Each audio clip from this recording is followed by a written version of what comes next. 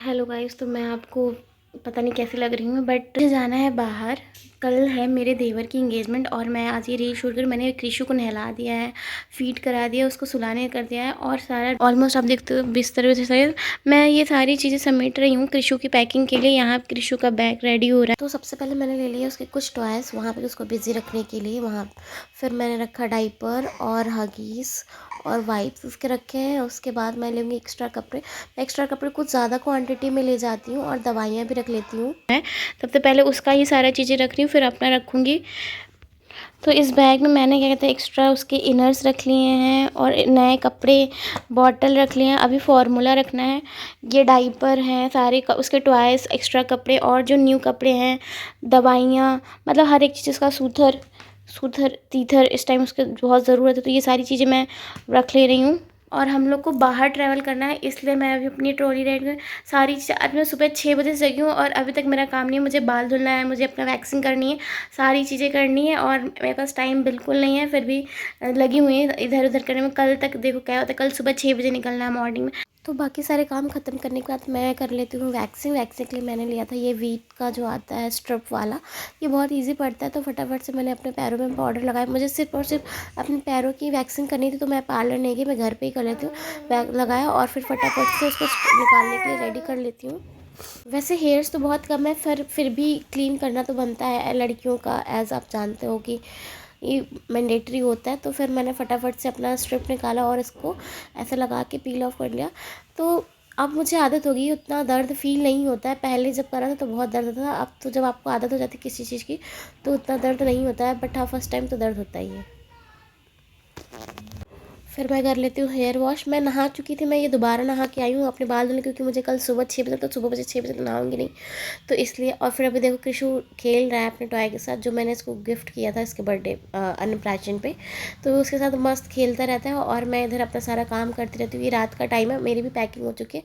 सुबह 6 बजे बस आ जाती है और हम लोग बैठ गए ट्रैवलर में। ये हमारी पूरी फैमिली है जो जा रही है, आप देख सकते हो इतना ज़्यादा हम लोग इन्जॉय करते हुए जाते हैं। मतलब हमारी जो बकेट लिस्ट है ना, उस बकेट लिस्ट में से एक मेरी ये थी कि हम लोग फैमिली ट्रिप पे जाएं सबके साथ एकदम एंजॉय करते हुए। व्यू बाहर का बहुत अच्छा था, सुबह सुबह हो रहा था एकदम 7 बजे के आसपास। आप देख सकते कितना भी सूरज भी बाहर निकला और किसी को भी सब लोग बहुत प्यार कर रहे थे, वो सबकी गोद में बारी बारी से जा रहा था।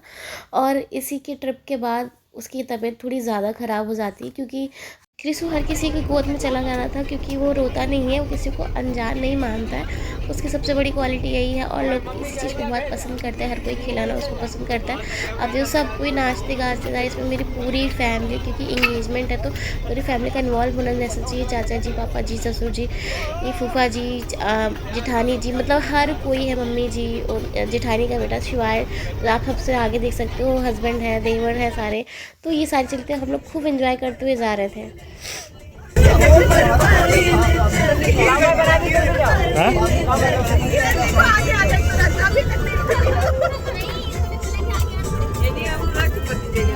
ना ना पकड़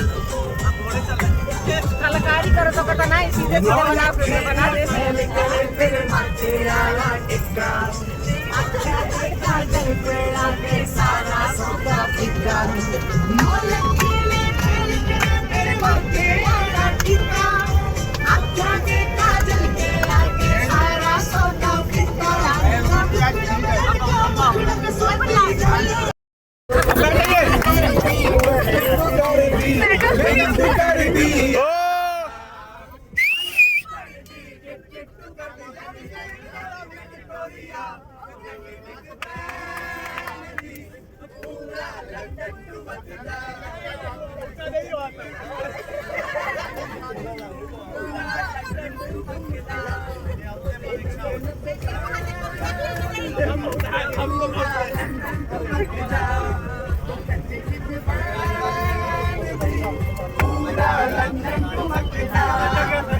इसी तरह एंजॉय करते हंसते गाते नाचते हम लोग पहुंच जाते हैं ट्रिप पे। और ट्रिप में बस में कृष्ण ने 2 बार पॉटी की थी और 2 बार उसको फीड कराया था मैंने। तो ये सब चलता रहता है, क्योंकि बेबी आपके साथ है तो आपको ये सब चीज़ें करनी पड़ेंगी और ये सब हम लोग कर रहे थे।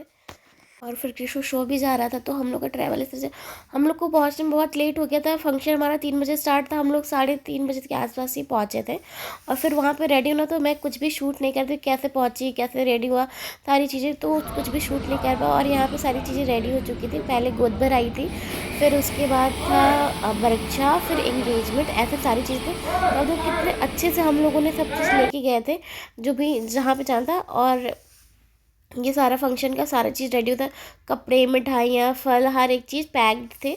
और इसी तरह से सारा फंक्शन शुरू होता है। कृषु को भी रेडी करते हैं, पर कृषु इस टाइम बहुत ज़्यादा बीमार हो जाता है, ट्रैवल करके जाता है, तो उसको अचानक से इतनी वॉमिटिंग आती है।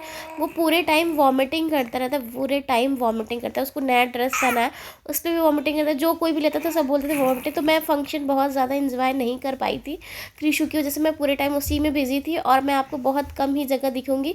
ये मैं बिल्कुल भी इंजॉय नहीं किया था, क्योंकि आपका बच्चा ही आपकी प्रायोरिटी होती है, बाकी तो बाद में होता है।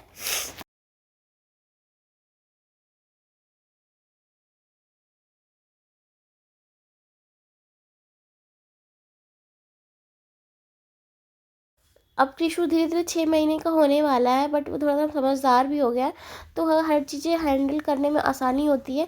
हाँ, बट ये है कि उसकी तबीयत ख़राब हो गई, तो वो मम्मी के पास ही ज़्यादा रहना पसंद करता है। उसको आदत है मेरे पास रहने की, तो फिर वो रोता है तो मैं उसको संभाल लेती हूँ। और अभी फंक्शन हो रहा था, तो यहाँ पर हम लोग बैठ के सारे जो गहने और सारी चीज़ें देनी होती है गोद भराई लड़की की, ये उस पर हम लोग सब बैठे। तो मैं आपको यहाँ देख नहीं लूँगी, बट मैं बैठी हूँ। फिर उसके बाद होती है इंगेजमेंट सेरेमनी। इंगेजमेंट में लड़की आ जाती है, आप लड़की देख सकते हो, बहुत ही सुंदर है, मेरी देवरानी होने वाली है। और ये रही मैं, बस मेरी साड़ियाँ दिख रही होगी आपको। और मैं यहाँ पे शूट कर रही थी, मैं कृषु के साथ बैठी हुई थी लेके, और मैं वहाँ सामने देख रही थी, फंक्शन एंजॉय कर रही थी। और कृषु को भी साथ में देख रही थी, क्योंकि कृषु, बाकी सब लोग भी, इसके पापा भी, सब लोग बिजी थे काम करवाने में, और मुझे कृषु को देखना था। तो अभी मैं आपको ये रही कृषु और ये रही मैं बस इतना ही आपको देख पा रही हूँ। और बाकी सारे पीछे लोग भी गेस्ट लोग हैं। तो फाइनली ये पूरा सेटअप देख लो आप, कितना ज़्यादा अच्छा रेडी हुआ था।